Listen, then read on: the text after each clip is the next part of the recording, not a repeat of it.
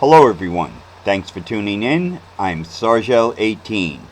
Sargel18 Unchained, episode 14. My revelation predictions, rumors of war. Be prepared. I wanted to get this, I know it's only been 2 days since I did a video, but I wanted to get this out because of current news that I picked up today, and Devron and myself are having some talks, which I'll talk about. And I wanted to start reminding people of the fact that I do give predictions, and so far I'm the best I've ever seen or heard of or experienced, and so is Devron. So the hand of God, right? Alright, so let me get on with it. Over the last 30 some years, I have made predictions after prediction, and all have come true. Every one of them is a career ender. If they didn't come true, that's it. Nobody wants to hear from you. Nobody wants to see it because the predictions were so outrageous. They just happened to all come true. Some come from Devron, the rest from me. Now here are two proven examples. Devron in June of 1997 made a prediction that on December 10th of that year, 1997, a meteor will come from space undetected and will hit Greenland and go right through the side of the country, like the edge of the country, go right through it and into the ocean. And it's going to affect the water. Lo and behold, comes December 10th. Most people had forgotten about it. I look on the internet, look on the news. There it is. Meteor out of nowhere came down, hit right where Devron said it was going to hit, and they even said in the article that it went right through the land and into the water. So there's one. How do you pull that off, right? Predict a meteor that nobody knows about? Devron knows about it. Now, I believe... okay, right. Now, for myself, has to do with September 11th and the start of the Long War. I did a radio show in February 2001. It was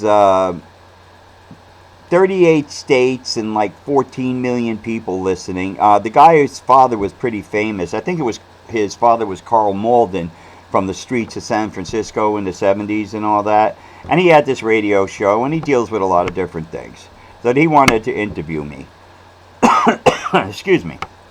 He wanted to interview me, and we set it up. And as I said, it was February. Yep, it was February of 2001.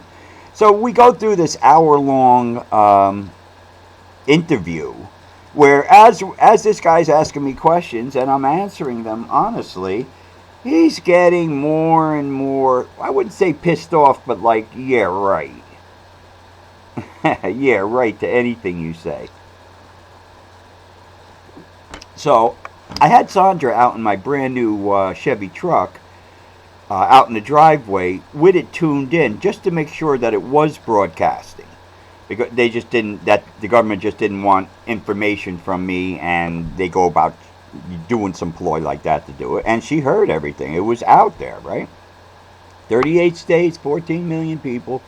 So he goes at the end, he goes, let's see.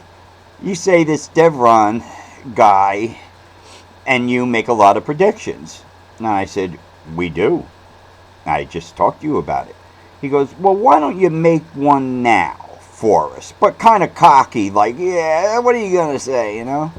So I aligned, and I said to him, I go, oh, hold on, I forgot my own prediction, hold on.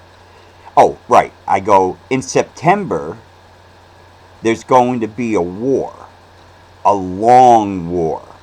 And if this event happens, the war in 2003 is set in stone. Now, the only reason I didn't say September 11th of the upcoming September that was on its way there was because it was still up in the air what they were doing that February. We were talking like what? Like 7 months before, 8 months before? You know, so they were still getting their shit together with hurting people. So that's how I made the prediction. I said in September, a war will start, a long war. And if this event happens, the war in 2003 is set in stone. 9/11 happened. They said whatever war we're going to have is going to be a long war. 2003, they attacked. We attacked. Bin Laden and those guys. And that's when the war started. And it just ended, well, I guess with Afghanistan last year or the year before. And the longest war ever. A long war. And everything came true on it. It was pretty cool. I had to remember that for a second there. Sorry. I lost my train of thought. Okay. Now. Oh, right. Hold on. Sorry.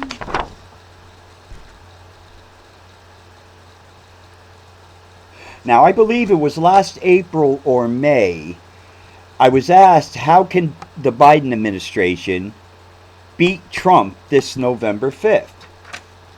Which again is also my birthday.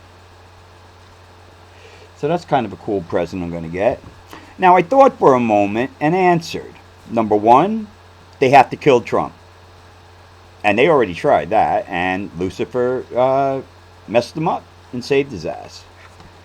Cheat again, because I believe they cheated last time. Matter of fact, I know they did. That's in the process right now, because they have to watch even more now, because you pulled it off once, but you gave your hand away, so the other side knows what you're doing. And World War III. So they would have to kill Trump, cheat on voting, or World War III would have to happen. Because then they could put off the whole election thing as long as they need to. Now today, and this is why I'm doing this video now, today Biden is pushing to give Ukraine deep-reaching missiles so they can attack Russia deep into their country, their cities, their bases. I don't know, maybe they could even hit the Kremlin, you know. And Biden's pushing this. Why? So Ukraine will use the missiles and piss Putin off to no end. It will make him look bad, and people like Putin don't like to look bad. Putin today has already stated if the United States and NATO do this, he will attack the United States and the NATO countries, thus starting World War III. Why would Biden do such a stupid thing? It's not even our war. We're not supposed to be involved, but, you know, I mean, he got involved because there's some underhanded stuff with him and his family and the previous Ukrainian government. No, that's why he's doing all that. Now, he knows if he does this, it will bring us to the brink of World War III. Why? Because it's what Lucifer and his demons want him to do.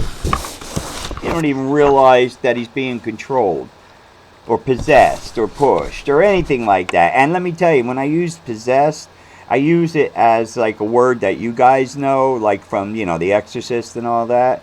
Possession is many different types and many depths in an individual. A lot of times it hides. I'll get to that one day.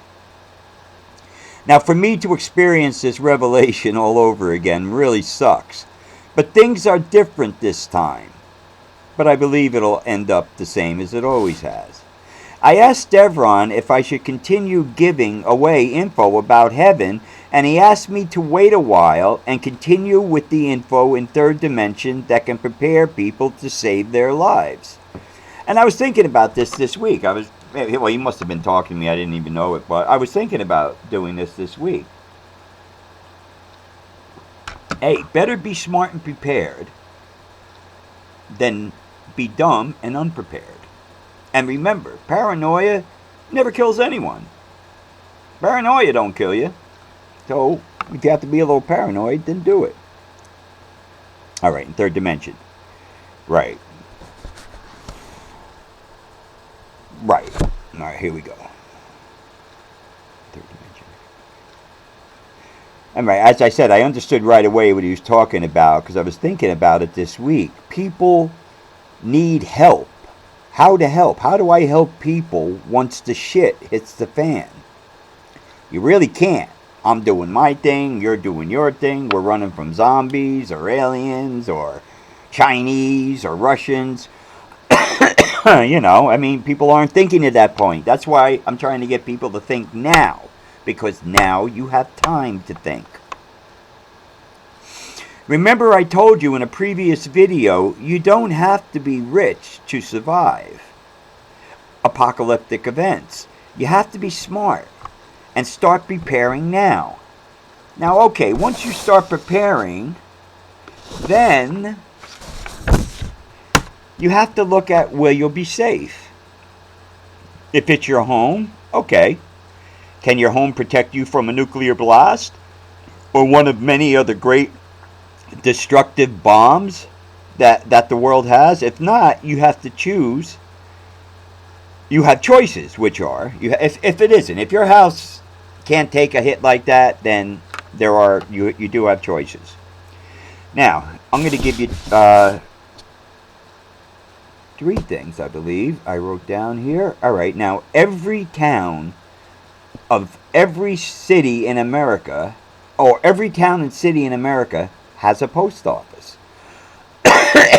In every post office is a bomb shelter underneath, and this is not known publicly. It was back in World War II and maybe during the Cuban Missile Crisis, but people forgot. Under every post office is a bomb shelter, most likely loaded with supplies. Now, many of the shelters, especially the offices that were built, many of the offices, especially the ones that were built up to the 1980s, have them. Know where the closest one is and know how to get to it with your supplies. I mean, I don't even think people are going to be in it. The postmaster, they're all going to save their own asses and get their families and stuff. So there's a bomb shelter all over the place, thousands and thousands of them, that you could ride out an initial apocalyptic event. I don't know how long you can stay in there, but you could ride out the initial event. Now, another place that is safe, when you're driving along the road, you're going to towns, let's say here in Pennsylvania, they have water supplies, the town's water. It goes under the road, and it goes into these, the valves go into these little houses that you see on the side of the road. They're made out of cinder block and cement, and they have a steel door, and that's where the stuff is, and it is surely secure. That will take a blast, depending on how far away it is from you, of a nuclear bomb, and it's well sealed. We'll get to it. All right, hold on. Now, they are made of cinder block, well sealed, with a 10-inch cement floor and a steel door. Once you survive the initial attack, of apocalyptic attack, and I hope you do survive, I hope some of this helps you, you're going to need to be reorganized and bring back some type of normalcy. But there's no electricity, right? Easy peasy. Along every road or highway where any type of road work is being done are these large on-wheel solar generators. The ones that light up the construction signs and lights for working at night. We've all seen them, especially when you're stuck in traffic. At that point, they will be just sitting there ripe for the picking. One is enough, but if you can string a number of them together, you have all the electricity you need forever. There has to be a couple of million sitting on the sides of the roads in the United States alone. And I noticed this a number of years ago. I'm like, there's a power plant sitting right there. If Armageddon hit, I'm grabbing it, because I know how much electricity it can produce, and I know how to string a number of them together. And they're just sitting there. And each one of these things costs like $25,000, $50,000. One of these generators. Nobody wants them then during an event like this. Now, I'll be coming out with more info on revelation-based survival as the time draws near. Until then, best to be prepared than not prepared. I want everybody to please stay prayed up. Peace out.